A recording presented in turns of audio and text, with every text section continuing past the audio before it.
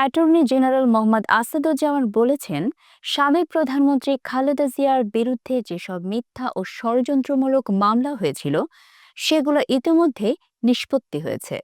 আগামী নির্বাচনে তার অংশগ্রহণে আইনগত বাধা নেই। শুক্রবার রাজধানীর এফডিসিতে ডিবেট ফর ডেমোক্রেসি আয়োজিত ছায়া সংসদে একথা বলেন অ্যাটর্নি জেনারেল।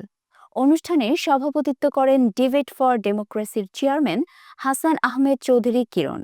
অ্যাটর্নি জেনারেল বলেন, অন্তর্ভুক্তিমূলক নির্বাচনের জন্য আওয়ামী লীগের অংশগ্রহণ মুখ্য নয়। জুলাই হত্যাকাণ্ডের দায়ে দণ্ডিত হলে শেখ হাসিনা সহ আওয়ামী লীগের অনেক নেতাই নির্বাচনে অযোগ্য হবেন।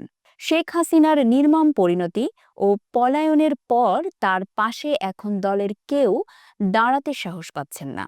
অ্যাটর্নি জেনারেল বলেন, যারা নির্বাচন ব্যবস্থাকে ধ্বংস করেছিল, সংবিধান কেটে ছিঁড়ে মানুষের অধিকার ভুলুণ্ঠিত করেছে, তারা ইতিহাসের খলনায়ক হিসেবে চিহ্নিত হয়েছে। ইতিহাসের আস্থা করে নিক্ষিপ্ত হয়ে তারা বিচারের মাধ্যমে কারাগারে যাবে। আসাদুজ্জামান বলেন, জুলাই অভ্যুত্থান হয়েছিল মুক্তিযুদ্ধের চেতনা ও বৈষম্যহীন বাংলাদেশ গড়ার প্রত্যয়ে। এখন বিপ্লবের এই অর্জন ধ্বংসের চেষ্টা চলছে।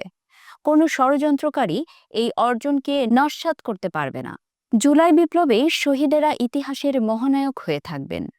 বিপ্লবীরা মানুষের অধিকার প্রতিষ্ঠায় ঐক্যবদ্ধ থাকবেন। তিনি বলেন, ফ্যাসিস্ট আওয়ামী লীগ মানুষের ভোটাধিকার হরণ করেছিল।